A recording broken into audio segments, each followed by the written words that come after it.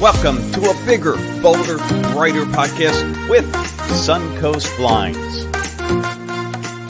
Welcome back, listeners. The bigger, bolder, brighter podcast. I'm the producer, co-host Charlie McDermott. I am back in the studio with Ben. Ben, how you doing today?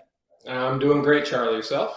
I'm doing terrific. I'm still recovering from that last podcast, that last episode, man. You didn't even break a sweat. I mean, we spent almost 30 minutes going through the ins and outs of roller shades, and you teased us a little bit. You did that open loop thing of, hey, you know, what's possible flipping the script on the outdoor side. So today we're going to get into outdoor shades. We touched on this, listeners, in episode 2 a little bit, but this is a full blown. I mean, buckle up, Ben. Are you ready for everything you always wanted to know and things you had no idea about outdoor shades? Well, I'm not sure buckle up and outdoor shades have ever been used in the same sentence in the history of the human race. So I'm going to give Charlie a win on that one. So good job for being a first. I get excited about shades, you know. Well, I love it. You know, if you do such wonderful things out for you, you know, come on over. We got a top for Suncoast Blinds. All right. So before I get myself into trouble, I need to turn the mic over to you. So let's start. Fill us in, outdoor shades, and I've got some specific queries for you here. But outdoor shades, how they work, take it away. So outdoor shades in Southwest Florida, we have 2 locations. One location in Southwest Florida and one location in Northeast Indiana. And they're really 2 completely different animals as far as the segment that they fill. And as mentioned in our previous podcast, and in probably everybody's conversation about anything revolving Southwest Florida, down here we have hurricanes. And there is a product called a hurricane shade, which is not what we do. But a lot of people will use it in place of what we can do. And I'll get into that a little bit deeper later, but they are entirely different animals. They got 4 legs, they walk, they eat. Mine eats meat, theirs eats grass. So it's an entirely different thing, but they could be confused with each other. In Northeast Indiana at our Fort Wayne store, obviously if we have a hurricane up there, all bets are off. Dwayne Johnson came in, we're making a movie out of it. It's a whole situation, right? So up there, they're less dependent on major storm events and more just on your natural, ordinary, everyday weather. They're not going to try and plan for or against tornadoes, nor do they have any code for it. So their product segment is a little wider in breadth because we don't have that hurricane shade stop as a backstop of the ultimate product, right? But for down here in Southwest Florida, we're talking about outdoor shades. As previously mentioned in episode 3, give it a listen if you haven't. Do your homework because it's valuable. You're going to spend a couple bucks, spend 30 minutes listening to me talk. Yep. It's going to be a roller shade type product, and it's going to meet all the standards that you want for solar, wind, and rain control outside of what a hurricane can provide. So if you have an outdoor space that you can't live in or be at or look out because the sun's kicking you in the face or the rain's just making it an unmanageable space, you can drop down some of our exterior roller shades and create an entire new living canopy for yourself. You know, if you've got a condo or a single family home and you just can't use your patio if you're here in the summer all summer long, or if you're only here in the winter for 3 hours a day, it's just not manageable. Well, the reality of it is those 3 hours a day in the winter are probably the 3 hours of a day you'd want to be outside. Yeah. Right? If it's that morning coffee with the morning sun coming up over the bay, that's the time you want to be out there, but the sun makes it impossible. If it's that afternoon cocktail as that sun's setting down and you're watching that glorious sunset over the Gulf of Mexico, that's those 2 to 3 hours when you want to be there, when the sun just makes it non-cooperative. That's where our shades come in to drop down, give you the ability to reuse that space and still be in an outdoor environment. You know, sometimes we can talk about closing a space in with glass. The hurricane shutters, which I mentioned before, all can do a similar end result. Our effect is with a fit and finish proper for what you're trying to accomplish in your lifestyle in Southwest Florida, which is be outside, enjoy it, and not be closed in. Anything can close you in. I can sell you concrete blocks and some mortar and some stucco, and we can close that puppy in. It's going to do the same thing, but our fit and finish gives you the ability to accomplish concrete blocks and still see through them. So we're kind of like the Superman of window fashions. I'll tell you, all this resonates with me. As you know, we had to move from Fort Myers Beach after Hurricane Ian, and we rented a property in Ave Maria. And it was a great, great place. We're thankful we were able to find a place. And the backyard opened up to like just a big preserve area. And weekend mornings, Barb and I like to sit outside, have coffee. And if you didn't get out there by a certain time in the morning, like forget about sleeping in because you got blasted by the sun. And then same thing with the evenings. It's like the time you, like you said, the time you want to be out there and enjoy it, you just couldn't do it. But then we thought, well, no problem. When the sun goes down, we'll do what we need to do just to be outside. Mosquitoes. Oh my Lord, we got eaten alive. And every night we would try it again, like, well, maybe tonight. It hasn't rained in a while. We come up with all these excuses. And then it'd be, within 30 seconds, we're slapping the mosquitoes off us. So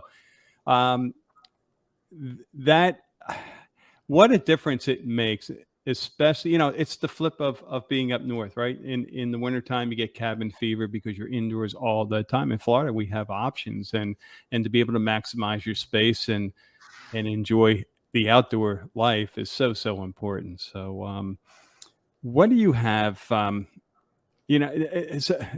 actually before I get to that next question, I just, I guess probably, and I'm sure this happens all the time. It's that knee-jerk reaction, right? It's like, well, I'm just going to go to the big box store, whether it's Home Depot or Lowe's or whatever, and just get something.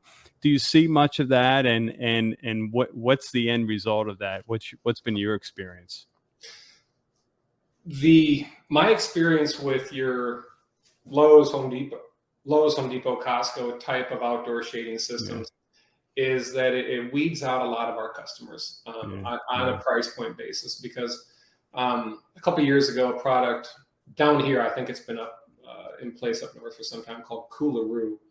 And it's a free hanging outdoor shade that's, rated for outdoors. You can buy one at Costco, I think, for, under $200. You got to put it up yourself, and you can expect it to last about that long. But it is sold and labeled as an outdoor product. The problem with it is it sets an expectation with the end retail client that says, hey, all right, I can buy an outdoor product from Costco. How much worse can it be to buy one from Suncoast Blinds? So they call up and they start going through the process. And it's okay. I weed out all the information, get to a point where I can give them a price and say, okay, $3,000. What are you talking about? Well, it's not the same thing as a $200 Home Depot product. We are apples and oranges.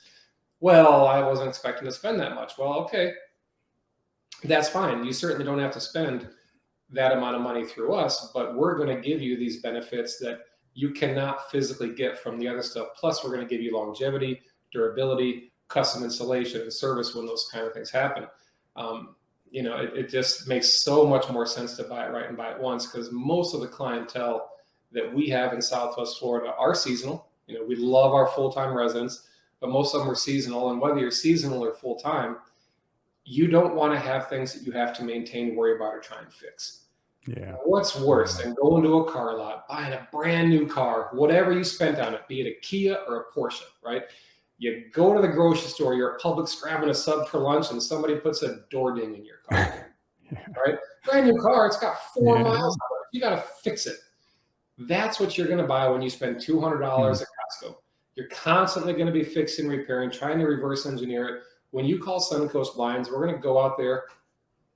We're going to figure out your solution to the problem that you give us, and that's it. You're done.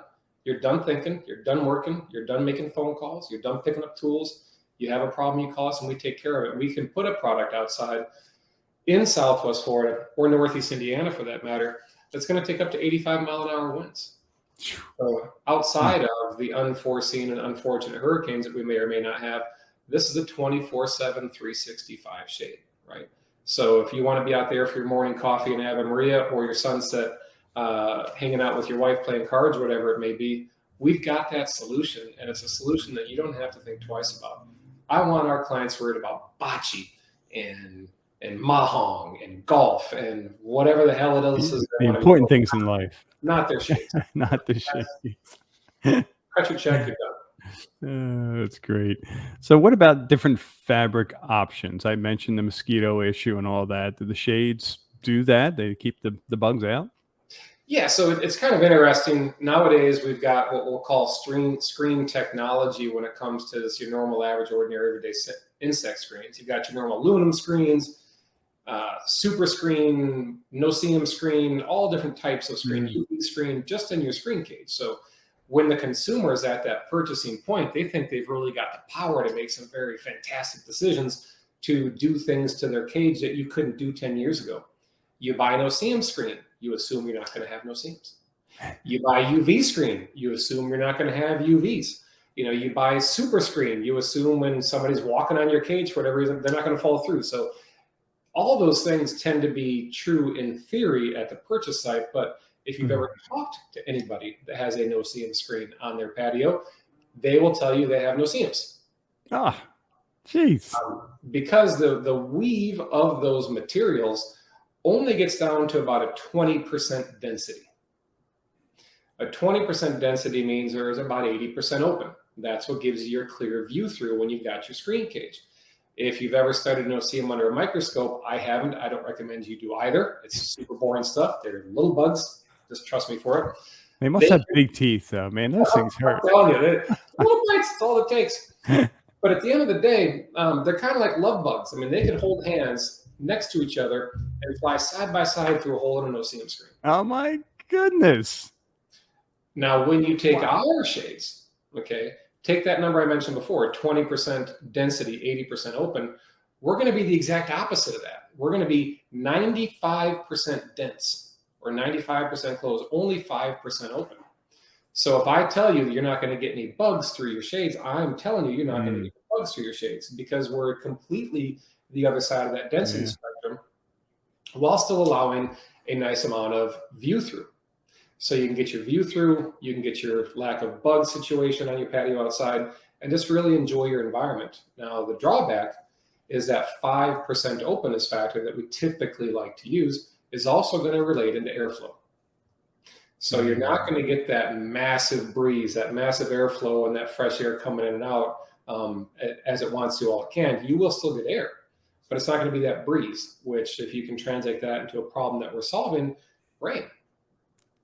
You're not going to get the rain coming in. So a number that you don't ever need to remember, but take as an example, if you had a 25-mile-an-hour driving range, so a pretty heavy driving rain, which in Southwest Florida or even Indiana, we typically don't get, typically straight down rains. Our shades are going to be completely dry with that rain after 18 inches of surface area. Wow. So if you're this far away from your shade, foot and a half, and it's raining like the gods have opened up the skies, you're dry. Your hair isn't wet. Your shirt isn't wet. You're watching the storms go by, not getting eaten by bugs, enjoying your coffee in the morning or playing cards at night, whatever you want to do. Yeah. Any other options that you have from a fabric standpoint? In the commercial space, there's a little bit more creativity that we can get involved in. We can do clear vinyl windows. A lot of people have seen restaurants outside where they've got, clear vinyl. When the rain comes down, you can look out of that, but it's an impermeable membrane, so that no water at all is coming through. So we can do that on a commercial space, which is kind of nice. Also in the commercial space, we can color coordinate fabrics. If you've got a business with a logo on those blinds, I can do red and orange. I can do red and orange borders around the clear vinyl windows to kind of tie in with your brand if that was what you wanted to do. And of course, if you just want to do those ill-fated insect screens I talked to you about before, we can do those too. I'm just telling you, you're not going to get no seams through our no seam screen. That would be not being completely honest with you. So you can do a lot of things depending on what you're trying to accomplish. One of our bigger driving points for outdoor shades is privacy from neighbors. Yeah. Sun isn't an issue, but you've got the sides of your patio or lanai or outdoor space are kind of looking into neighbor A, B, C, D. And that's maybe not quite so comfy when it comes nighttime. You got your TV on outside. You don't want to know if you're a Bears fan, God forbid. I happen to fall in that category, and it's I don't want anybody knowing that news telling. You know, you don't want them seeing that TV or seeing what you're doing. So you can drop your shade down, still get light through, so it's not room darkening, if you will, not closed in. But you've got the privacy, which goes back to I used to call it a Mark Twain quote, but it's not. It's a different author, but the quote's the same. You know, tall fences make good neighbors, and good hosts make good neighbor podcasts. That's good. Did Mark Twain say that one? That's a better original. So what about colors for outdoor shades? Are there any options?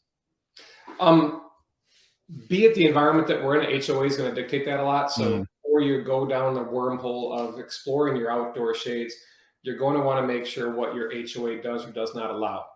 Because here we're going to be altering the exterior look of the building. And a lot of HOAs do have rules and regulations in their bylaws on what you can have, and they don't always make sense. Unlike your interior shades, where as we talked about in episode 3, there's one school of thought where you can coordinate it with your decor, and one school of thought where you're going to coordinate it with your desirability for view through. Exterior shades are best done as dark as humanly possible, aka black. Black is going to feel like an extension of your existing screen cage. Your neighbors aren't going to know they're down. They're going to do their job and give you the maximum view through with all the protections that you want. Certainly, we do our fair share of lighter shades in the tans or the gray color wheels, or colorways, I should say. And they look quite nice as well. But your darker colors are going to be your best bet. But there are a certain amount of HOAs here in Southwest Florida that to say, hey, white or off-white to the outside, period, end of story, doesn't matter what your story is. So you just want to make sure what you're dictated to what you can do before we get our heart set on something. Yeah. Do you find, Ben, that most homeowners know what the HOA rules are, or do you I know you work in so many different communities, you probably know the rules better than the homeowners. Do you sometimes find yourself advising them on what's doable and what's not? Absolutely, Charlie. And I find it almost to the point of criminally dangerous when I'm not the first person in somebody's house, and they'll be parroting back an idea that a couple of my competitors have given to them, be it a stain shutter, I used the color before, purple shade, or something ill-advisable to the outside space. And one of my first comments is, what about your HOA? And the look in their eyes is of sheer surprise. What are you talking about? It's my house. I can do what I want to. I'm sorry, you can't. And I'm not going to go down this road until you find out whether you can or cannot. And it's a bit of a gamble for me, because I do know most HOA rules, but I don't know them all. But it's a guaranteed client when I can save them from buying the product that they told me they wanted. Then the HOA tell them they got to buy another one, and then I get to sell them another one. I'd rather do it one time and have a happy client than somebody who's not aware of what their HOA is allowing to tell them to do. So yeah, you've really got to be careful about that, Charlie, because it's consequential. Yeah. Warranty. I know we got into this in the previous episode. Really important. Again, this is that was my my alarm to remember to cover warranties. My warranty alarm. No, but it is an investment, and we want to make sure that we let the listeners know, whether they're working with you or anyone else in Florida, for that matter. What questions should they ask? What should they be looking out for? What do you typically cover? Well, the number one thing is, as it pertains particularly to outdoor shades, is when we're talking about outdoor shades, is they have to be outdoor rated. And I know that sounds completely insane to have to say, but there are a number of vendors. Like the no-see-em screens, right? I mean, just because you name something doesn't mean it actually does what it does. There's an assumption. You can't make these assumptions, right? So there's a number of vendors that I do business with that sell outdoor shades that are not outdoor rated.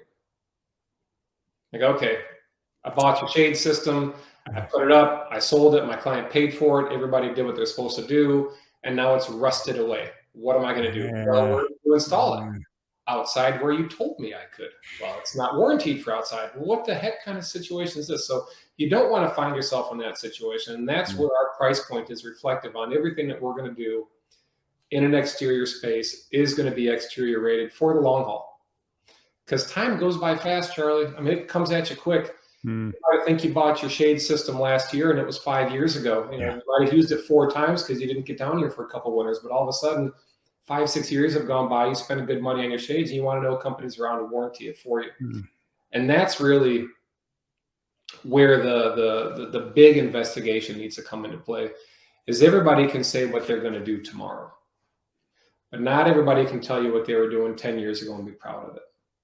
And that's where Suncoast Blinds comes into play. We haven't been charging for service calls. We haven't been nickel and diming people for warranty work for a generation.